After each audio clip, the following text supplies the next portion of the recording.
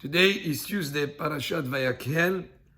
In the parasha of this week, it continues the subject of the building of the Mishkan and the contributions of all the people to the various aspects of making the Mishkan. One pasuk indicates what the heads of the tribes brought. And it says, "Ve'hanesiim hevi'u et avnei hashoham ve'et avnei hamiluim la'efod ve'la'choshen."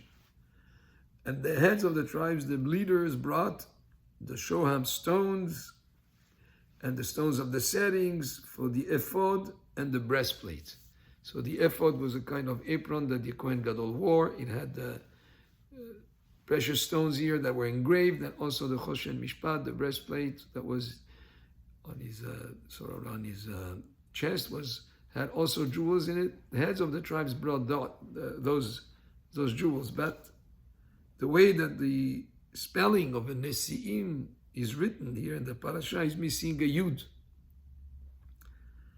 And on this, the Rashi explains that what happened is when they started the fundraising campaign to build the Mishkan, the leaders of the tribe said, we'll cover whatever is missing. In other words, raise funds.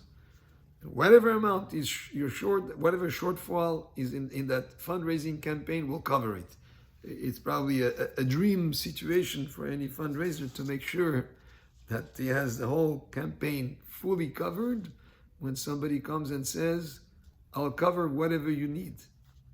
And Rashi points out that was a problem because there was enough that was raised from the whole community to cover what was necessary and even more. And therefore the leaders were found themselves in a situation where the only thing that they contributed then was just those jewels that they gave for the ephod and for the choshen. So the problem is when there's a mitzvah that comes your way, don't procrastinate. The idea is everybody should participate, but even the leaders themselves should have had the zrizut, the alacrity, to contribute right away. And if they wanted to add more afterwards, they could. But you don't push off what you can do today as a mitzvah. Our sages say, mitzvah ba liadecha al tahmitzena. If a mitzvah comes your way, don't miss the opportunity. And it has a play on word. Chametz is something that was left to rise, dough that was left to rise. So don't let it become chametz. Do it right away. And that's why the yud is missing in their name. But there's another hint here in that word. Nisaim, which means carried. Every time that a person does a mitzvah, it's actually as if he was carried by the mitzvah itself. You are contributing, but actually you're gaining even more. When the Leviim put the Aron, to carry the Aron on their shoulders, as soon as those sticks that carried the Aron went on their shoulders, their feet raised up the ground. Chachamim say, Ha'aron noset nosav.